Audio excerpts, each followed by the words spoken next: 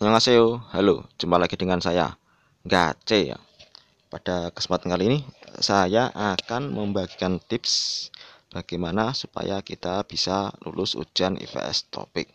Nah, tips yang saya bagikan kali ini yaitu tips yang realistis. Jadi saya tidak memberikan trik-trik menjawab soal ya, yang sekiranya malah bisa buang waktu kalian untuk belajar ya, seperti itu ya. Tips yang saya bagikan ada 3 dan akan saya jabarkan. Makanya tonton video ini sampai selesai dan jangan di skip supaya kalian tidak tertinggal informasinya ya. Yaudah ya langsung aja ya. 3 tips lulus ujian IPS topik Korea. Yang pertama adalah kecepatan membaca ya. Yang kedua menghafal cukup kosakata dan ketiga bisa tata bahasa Korea dan fungsinya seperti itu. Akan saya jabarkan ya sekarang ya fungsi masing-masing ya. Yang pertama adalah kita mempunyai kecepatan membaca ya. Kecepatan membaca sangat berguna agar tidak kehabisan waktu dan masih punya sisa waktu untuk mengkoreksi lagi ya soal-soal yang telah dikerjakan. Jadi seperti ini. Dalam ujian PS topik yang CPT sekarang itu untuk soal membaca itu ada 20 soal dan waktunya 25 menit ya. Kecepatan baca ini sangat berguna sekali. Karena apa? Ketika kita bacanya lambat, tentu kita tidak akan bisa menyelesaikan 20 soal tersebut dalam waktu 25 menit. Ya, seperti itu. Ya, contoh misal, kita baru mengerjakan sampai 15 nomor, tapi waktunya tinggal 3 menit. Ya, atau 4 menit. Nah, itu sangat terburu-buru sekali. Besar kemungkinan kita tidak akan teliti saat mengerjakan soal-soal tersebut. Makanya apa? Sangat mungkin terjadi kesalahan saat kita menjawab ya. Kalau bisa, setelah selesai 20 nomor, kita masih punya sisa waktu minimal 5 menit ya untuk mengkoreksi lagi sekiranya masih ada soal-soal yang kita ragu tadi. Makanya dari awal saat kalian belajar bahasa Korea, utamakan kalian bisa mempunyai kecepatan membaca yang bagus. Seperti itu ya. Cepatlah bacanya, tapi juga nggak terlalu cepat ya, seperti itu. Pokoknya standar saja lah. Sekiranya kita bisa menyelesaikan 20 nomor kurang dari 25 menit. Karena apa? Kita butuh sisa waktu lagi untuk mengoreksi soal-soal yang sekiranya kita masih ragu-ragu. Jadi seperti itu. Ini juga saya tekankan ke siswa saya ya. Ketika saya mengajar ya, kelas dasar itu pasti saya akan menekankan mereka untuk mempunyai kecepatan membaca yang baik seperti itu ya. Jadi memang ini benar-benar saya terapkan ke siswa saya. Jadi ini bukan karangan saya sendiri ya, tapi udah benar-benar saya terapkan ke siswa-siswa saya ya. Alhamdulillah mereka banyak yang lulus seperti itu ya. Terus tips yang kedua, ya, menghafal cukup kosakata ya. Pastikan hafal kosakata yang mencukupi, terutama kosakata yang ada di textbook.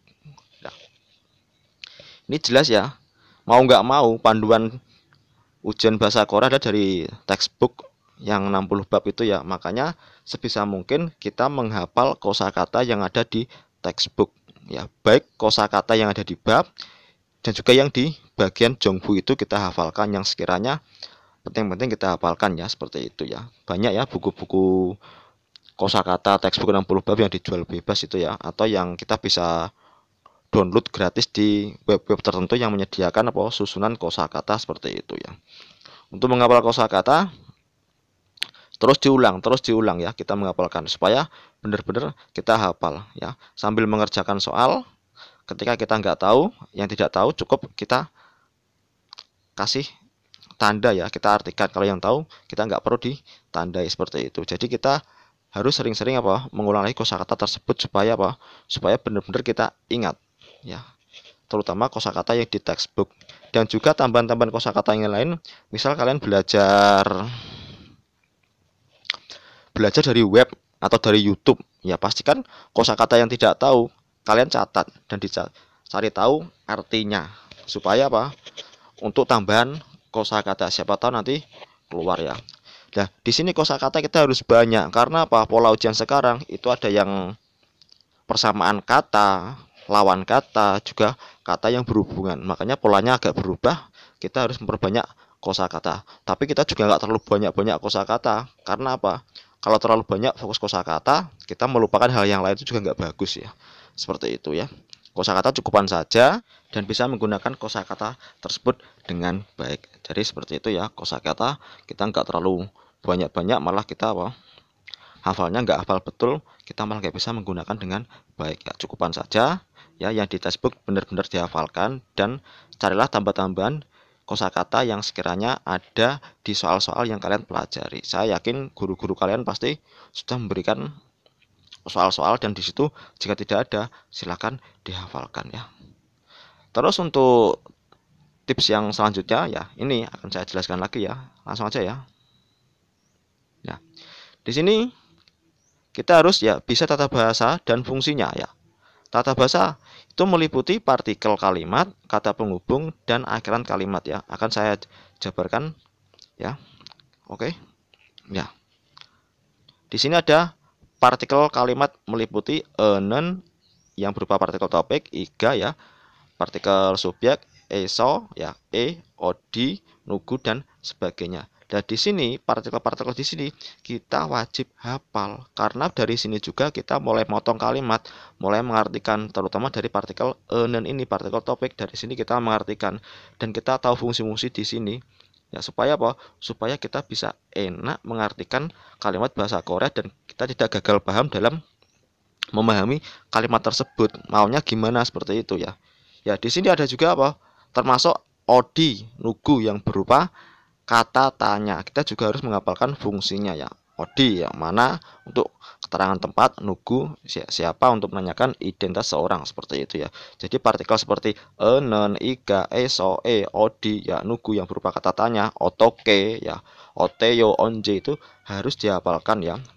Maksudnya gimana, artinya apa, dan fungsinya seperti apa. Jadi kita tahu nanti ya, ketika ada muncul kata tanya tersebut, kita sudah tahu jawabannya ya, dengan melihat pola kalimatnya ya, seperti itu ya. Yang kedua ada kata penghubung yang meliputi ada aoso yang berarti karena ya, lalu juga bisa. Terus ada go ya, berarti dan, lalu juga bisa ya. Myon jika ya, LLT ya, ketika atau saat, dan enika dan sebagainya. Nah, di sini kata penghubung berfungsi untuk memisahkan kalimat satu dan kalimat lainnya ya. Pada dasarnya ya, kalimat bahasa Korea ya yang di satu paragraf banyak itu digabung-gabung dari beberapa kalimat dengan menggunakan kata penghubung. Nah, ketika kita tahu ya di mana saja kata penghubungnya, kita akan lebih mudah mengartikan. Karena apa? Kalimatnya akan seolah-olah menjadi pendek dari kata penghubung tersebut ya, kita artikan seperti itu ya. Kita misal ada so punya arti karena ya, dari so di sini karena, terus ke kiri ya kenapa, terus baru ke belakang, seperti itu ya. Ya, jadi di sini kata penghubung di sini sangat penting ya untuk memenggal kalimat ya, untuk mengartikan dari mana kalimat tersebut diartikan ya. Nanti kalau ada kesempatan akan saya kasihkan tips mengartikan kalimat ya. Sebenarnya sudah saya upload di video-video yang dulu, tapi kualitasnya kurang baik ya. Nanti saya akan buatkan lagi ya, ngambil dari buku textbook. Nanti akan saya praktekkan bagaimana menggunakan ya partikel kalimat seperti ini dan juga kata penghubung ya. Nanti biar kalian bisa lebih mudah mempraktekannya ya. Jadi pastikan ya kata penghubung ya, seperti aoso, gum, myon, lt, nika, gitemune, enyuhe ya, sama gijone dan sebagainya itu kalian hafal artinya, fungsinya ya. Jadi kalian mudah nanti untuk mengartikan kalimat bahasa Korea ya, untuk memenggal kalimat yang panjang-panjang tersebut ya. Terus yang terakhir adalah akhiran kalimat yang meliputi ada gosipda ya, ingin, goida, sedang ya, goyoyo, akan, jiu, kan, dan sebagainya ya. Nah, di sini akhiran kalimat juga berguna sekali ya. Fungsinya apa? Biasanya di sini kita akan mengetahui ya pola kalimat tersebut ya, masa sekarang ya, masa depan atau masa lampau dari akhiran kalimat ya. Jangan sampai kalimat yang akan datang dijawab dengan pola kalimat masa lampau, atau begitu pula sebaliknya ya, seperti itu. Jadi ini sangat penting sekali juga dihafalkan ya akhiran kalimat ya, terutama ini sangat berguna ketika kita mengerjakan soal mendengarkan kan. Kita kan nggak tahu kan tulisannya ya, kita harus peka mendengarkan ya apa yang diucapkan seperti itu ya. Jadi sangat penting sekali supaya apa, kita bisa mengerjakan ya, baik itu di mendengarkan atau di soal membaca, seperti itu ya. Jadi partikel kalimat ya, enen kayak gitu harus dihafalkan fungsinya. Ada kata tanya ya meliputi odi, nugu dan sebagainya ya. Kalian juga harus hafalkan fungsinya. Kata penghubung ya aoso, gumyon, lt dan sebagainya juga diartikan ya, punya udah tahu. Dan juga apa? Akhiran kalimat ya kayak gosipda, goida dan sebagainya. Untuk mengetahui kalimat ini polanya seperti apa, akan datang, sekarang atau masa lampau ya. Terus untuk bagi kalian yang misal ya nanti tahun depan kok baru belajar bahasa Korea misal sebulan atau sebulan setengah, terus sudah menghadapi ujian ya, ada ujian ya, tetap semangat ya, karena menurut saya minimal belajar bahasa Korea untuk menghadapi lulus ujian EPS Topik itu ya 3 bulan ya, karena saya dulu juga pernah punya siswa belajar 3 bulan, 3 bulan pas dia ujian langsung ya. Jadi ketika dia baru belajar 1 bulan setengah dengan saya, ada ujian terus daftar, menghabiskan buku, melaksanakan tryout selama 2 minggu, terus dia ujian dan alhamdulillah juga lulus. Tapi belajarnya itu benar-benar semangat, waktunya panjang dari jam 8 pagi sampai jam 3 sore saya ajar ya. Setelah itu di rumah dia juga belajar lagi. Tryoutnya cuma sekitar 2 minggu ya. Terus ini sedikit tips lagi ya. Untuk kalian menghadapi ujian EPS Topik itu minimal kalian juga harus tryout. Jadi jangan hanya mengandalkan selesai buku ikut ujian. Nah, itu juga susah ya berhasil ya. Minimal kalian mengerjakan 30 sampai 40 soal latihan ya.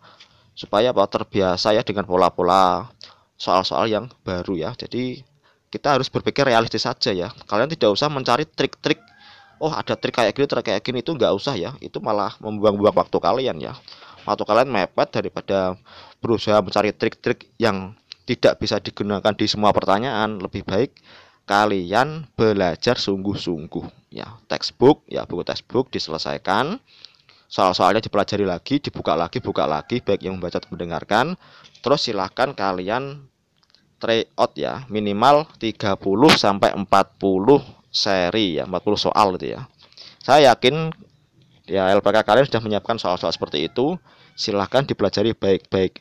Dan jangan bosan-bosannya kalian membuka-buka lagi soal yang sudah kalian kerjakan. Jangan setiap hari minta soal yang baru-baru terus ya. Soal baru hari ini kasih, besok kasih lagi, yang lama kemarin dilupakan. Jangan ya, yang lama kemarin dibuka lagi, diartikan lagi, dipahami lagi. Seperti itu ya. Terus untuk soal-soalnya itu kalian bisa belajar dari LPK kalian sendiri, dari web, dari channel YouTube, banyak ya. Atau mungkin kalau kalian masuk grup Facebook, ada yang menjual soal-soal latihan ya, soal-soal apa? Ujian yang tahun-tahun dulu yang sebelum menggunakan komputer itu, yang PBT kertas. Jangan diabaikan ya, silahkan beli. Itu adalah soal-soal yang asli ujian, bagus untuk belajar. Walaupun cuma ada latihan soal membaca saja. Ya. Jelas ya, seperti itu ya. Ini adalah tips-tips dari saya yang juga saya terapkan kepada siswa saya ketika saya mengajar. Dan alhamdulillah mereka banyak yang berhasil juga ya, seperti itu. Ya udah, semoga tips yang saya berikan bisa bermanfaat bagi kalian ya. Terus jangan lupa tetap belajar ya, berpikir realistis ya, gak usah berusaha mencari-cari hal-hal yang sekiranya malah menghambat kalian untuk belajar ya. Ya, sampai jumpa di video selanjutnya. Salam dari saya, salam gace.